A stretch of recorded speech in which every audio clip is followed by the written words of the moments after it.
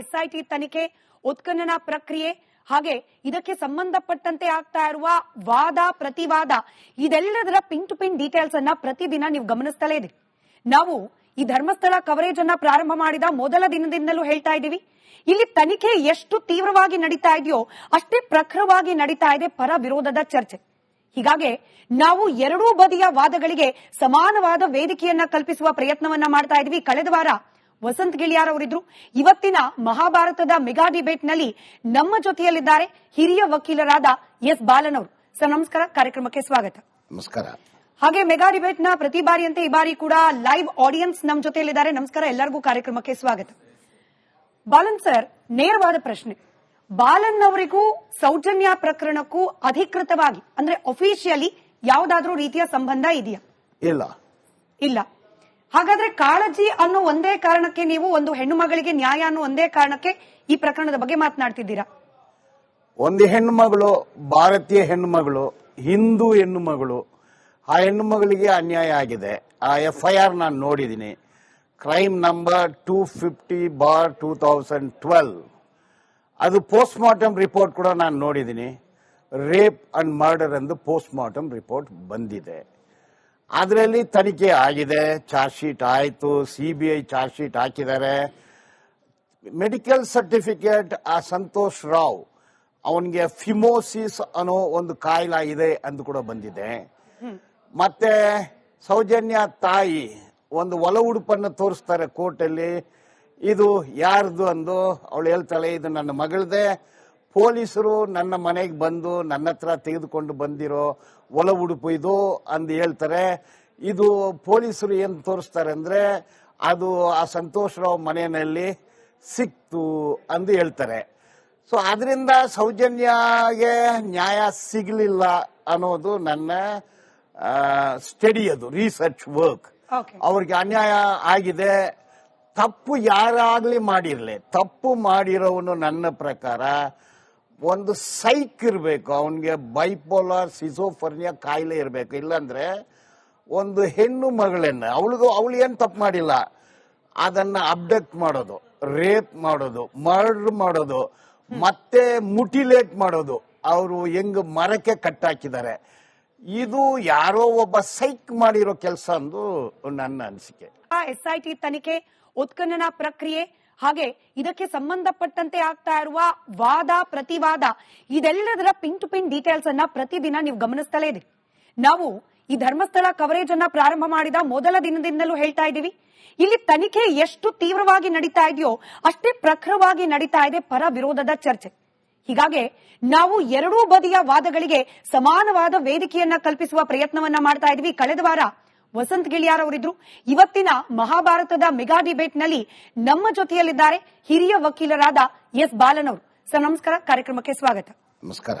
ಹಾಗೆ mega debate ನ ಪ್ರತಿ ಬಾರಿಯಂತೆ ಈ ಬಾರಿ ಕೂಡ ಲೈವ್ ಆಡಿಯನ್ಸ್ ನಮ್ಮ ಜೊತೆಯಲ್ಲಿದ್ದಾರೆ. ನಮಸ್ಕಾರ, ಎಲ್ಲರಿಗೂ ಕಾರ್ಯಕ್ರಮಕ್ಕೆ ಸ್ವಾಗತ. ಬಾಲನ್ ಸರ್, ನೇರವಾದ ಪ್ರಶ್ನೆ. ಬಾಲನ್ ಅವರಿಗೂ ಸೌಜನ್ಯ ಪ್ರಕರಣಕ್ಕೂ ಅಧಿಕೃತವಾಗಿ ಅಂದ್ರೆ ಅಫಿಷಿಯಲಿ ಯಾವುದಾದ್ರೂ ರೀತಿಯ ಸಂಬಂಧ ಇದೆಯಾ? ಇಲ್ಲ. ಹಾಗಾದ್ರೆ ಕಾಳಜಿ ಅನ್ನೋ ಒಂದೇ ಕಾರಣಕ್ಕೆ ನೀವು ಒಂದು ಹೆಣ್ಣು ಮಗಳಿಗೆ ನ್ಯಾಯ ಅನ್ನೋ ಒಂದೇ ಕಾರಣಕ್ಕೆ ಈ ಪ್ರಕರಣದ ಬಗ್ಗೆ ಮಾತನಾಡ್ತಿದ್ದೀರಾ? ಒಂದು ಹೆಣ್ಣು ಮಗಳು, ಭಾರತೀಯ ಹೆಣ್ಣು ಮಗಳು, ಹಿಂದೂ ಹೆಣ್ಣು ಮಗಳು, ಆ ಹೆಣ್ಣು ಮಗಳಿಗೆ ಅನ್ಯಾಯ ಆಗಿದೆ. ಆ FIR ನಾನು ನೋಡಿದ್ದೀನಿ. Crime number 250/2012. ಅದು ಪೋಸ್ಟ್ ಮಾರ್ಟಮ್ ರಿಪೋರ್ಟ್ ಕೂಡ ನಾನು ನೋಡಿದ್ದೀನಿ. ರೇಪ್ ಅಂಡ್ ಮರ್ಡರ್ ಎಂದು ಪೋಸ್ಟ್ ಮಾರ್ಟಮ್ ರಿಪೋರ್ಟ್ ಬಂದಿದೆ. ಅದರಲ್ಲಿ ತನಿಖೆ ಆಗಿದೆ, ಚಾರ್ಜ್ ಶೀಟ್ ಆಯಿತು, CBI ಚಾರ್ಜ್ ಶೀಟ್ ಹಾಕಿದ್ದಾರೆ. ಮೆಡಿಕಲ್ ಸರ್ಟಿಫಿಕೇಟ್ ಆ ಸಂತೋಷ್ ರಾವ್ ಅವನಿಗೆ ಫಿಮೋಸಿಸ್ ಅನ್ನೋ ಒಂದು ಕಾಯಿಲೆ ಇದೆ ಎಂದು ಕೂಡ ಬಂದಿದೆ. ಮತ್ತೆ ಸೌಜನ್ಯ ತಾಯಿ ಒಂದು ಒಳ ಉಡುಪನ್ನು ತೋರಿಸ್ತಾರೆ ಕೋರ್ಟಲ್ಲಿ, ಇದು ಯಾರ್ದು ಅಂದು ಅವಳು ಹೇಳ್ತಾಳೆ, ಇದು ನನ್ನ ಮಗಳದೇ. ಪೊಲೀಸರು ನನ್ನ ಮನೆಗೆ ಬಂದು ನನ್ನ ಹತ್ರ ತೆಗೆದುಕೊಂಡು ಬಂದಿರೋ ಒಳ ಉಡುಪು ಇದು ಅಂದು ಹೇಳ್ತಾರೆ. ಇದು ಪೊಲೀಸರು ಏನು ತೋರಿಸ್ತಾರೆ ಅಂದ್ರೆ ಅದು ಆ ಸಂತೋಷ್ ರಾವ್ ಮನೆಯಲ್ಲಿ ಸಿಕ್ತು ಅಂದು ಹೇಳ್ತಾರೆ. ಸೊ ಅದರಿಂದ ಸೌಜನ್ಯಗೆ ನ್ಯಾಯ ಸಿಗಲಿಲ್ಲ ಅನ್ನೋದು ನನ್ನ ಸ್ಟಡಿ, ಅದು ರಿಸರ್ಚ್ ವರ್ಕ್. ಅವ್ರಿಗೆ ಅನ್ಯಾಯ ಆಗಿದೆ. ತಪ್ಪು ಯಾರಾಗ್ಲಿ ಮಾಡಿರ್ಲಿ, ತಪ್ಪು ಮಾಡಿರೋವನು ನನ್ನ ಪ್ರಕಾರ ಒಂದು ಸೈಕ್ ಇರಬೇಕು, ಅವನಿಗೆ ಬೈಪೋಲಾರ್ ಸಿಸೋಫರ್ನಿಯಾ ಕಾಯಿಲೆ ಇರಬೇಕು. ಇಲ್ಲಾಂದ್ರೆ ಒಂದು ಹೆಣ್ಣು ಮಗಳನ್ನ ಅವಳು ಏನ್ ತಪ್ಪು ಮಾಡಿಲ್ಲ, ಅದನ್ನ ಅಬ್ಡಕ್ಟ್ ಮಾಡೋದು, ರೇಪ್ ಮಾಡೋದು, ಮರ್ಡರ್ ಮಾಡೋದು, ಮತ್ತೆ ಮುಟಿಲೇಟ್ ಮಾಡೋದು, ಅವರು ಹೆಂಗ್ ಮರಕ್ಕೆ ಕಟ್ಟಾಕಿದ್ದಾರೆ. ಇದು ಯಾರೋ ಒಬ್ಬ ಸೈಕ್ ಮಾಡಿರೋ ಕೆಲಸ ಅಂದು ನನ್ನ ಅನಿಸಿಕೆ. SIT ತನಿಖೆ, ಉತ್ಖನನ ಪ್ರಕ್ರಿಯೆ ಹಾಗೆ ಇದಕ್ಕೆ ಸಂಬಂಧಪಟ್ಟಂತೆ ಆಗ್ತಾ ಇರುವ ವಾದ ಪ್ರತಿವಾದ ಇದೆಲ್ಲದರ ಪಿನ್ ಟು ಪಿನ್ ಡೀಟೇಲ್ಸ್ ಅನ್ನ ಪ್ರತಿದಿನ ನೀವು ಗಮನಿಸ್ತಲೇ ಇದೆ. ನಾವು ಈ ಧರ್ಮಸ್ಥಳ ಕವರೇಜ್ ಅನ್ನ ಪ್ರಾರಂಭ ಮಾಡಿದ ಮೊದಲ ದಿನದಿಂದಲೂ ಹೇಳ್ತಾ ಇದ್ದೀವಿ, ಇಲ್ಲಿ ತನಿಖೆ ಎಷ್ಟು ತೀವ್ರವಾಗಿ ನಡೀತಾ ಇದೆಯೋ ಅಷ್ಟೇ ಪ್ರಖರವಾಗಿ ನಡೀತಾ ಇದೆ ಪರ ವಿರೋಧದ ಚರ್ಚೆ.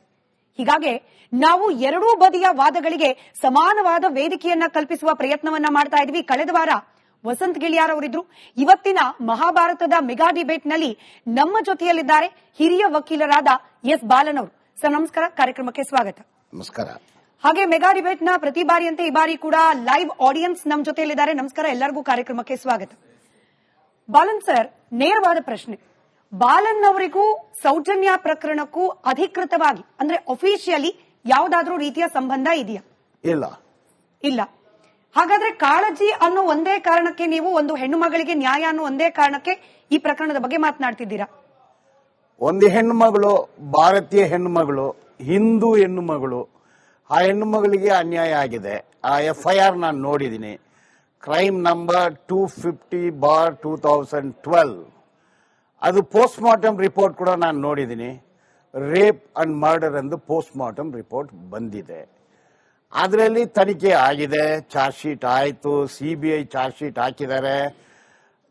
ಮೆಡಿಕಲ್ ಸರ್ಟಿಫಿಕೇಟ್ ಆ ಸಂತೋಷ್ ರಾವ್ ಅವನಿಗೆ ಫಿಮೋಸಿಸ್ ಅನ್ನೋ ಒಂದು ಕಾಯಿಲೆ ಇದೆ ಎಂದು ಕೂಡ ಬಂದಿದೆ. ಮತ್ತೆ ಸೌಜನ್ಯ ತಾಯಿ ಒಂದು ಒಲ ಉಡುಪನ್ನು ತೋರಿಸ್ತಾರೆ ಕೋರ್ಟಲ್ಲಿ, ಇದು ಯಾರ್ದು ಅಂದು ಅವಳು ಹೇಳ್ತಾಳೆ, ಇದು ನನ್ನ ಮಗಳದೇ.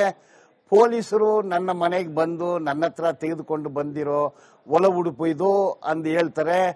ಇದು ಪೊಲೀಸರು ಏನ್ ತೋರಿಸ್ತಾರೆ ಅಂದ್ರೆ ಅದು ಆ ಸಂತೋಷ್ ರಾವ್ ಮನೆಯಲ್ಲಿ ಸಿಕ್ತು ಅಂದು ಹೇಳ್ತಾರೆ. ಸೊ ಅದರಿಂದ ಸೌಜನ್ಯಗೆ ನ್ಯಾಯ ಸಿಗಲಿಲ್ಲ ಅನ್ನೋದು ನನ್ನ ಸ್ಟಡಿ, ಅದು ರಿಸರ್ಚ್ ವರ್ಕ್. ಅವ್ರಿಗೆ ಅನ್ಯಾಯ ಆಗಿದೆ. ತಪ್ಪು ಯಾರಾಗ್ಲಿ ಮಾಡಿರ್ಲಿ, ತಪ್ಪು ಮಾಡಿರೋವನು ನನ್ನ ಪ್ರಕಾರ ಒಂದು ಸೈಕ್ ಇರಬೇಕು, ಅವನಿಗೆ ಬೈಪೋಲಾರ್ ಸಿಸೋಫರ್ನಿಯಾ ಕಾಯಿಲೆ ಇರಬೇಕು. ಇಲ್ಲಾಂದ್ರೆ ಒಂದು ಹೆಣ್ಣು ಮಗಳನ್ನ ಅವಳು ಏನ್ ತಪ್ಪು ಮಾಡಿಲ್ಲ, ಅದನ್ನ ಅಬ್ಡಕ್ಟ್ ಮಾಡೋದು, ರೇಪ್ ಮಾಡೋದು, ಮರ್ಡರ್ ಮಾಡೋದು, ಮತ್ತೆ ಮುಟಿಲೇಟ್ ಮಾಡೋದು, ಅವರು ಹೆಂಗ್ ಮರಕ್ಕೆ ಕಟ್ಟಾಕಿದ್ದಾರೆ. ಇದು ಯಾರೋ ಒಬ್ಬ ಸೈಕ್ ಮಾಡಿರೋ ಕೆಲಸ ಅಂದು ನನ್ನ ಅನಿಸಿಕೆ.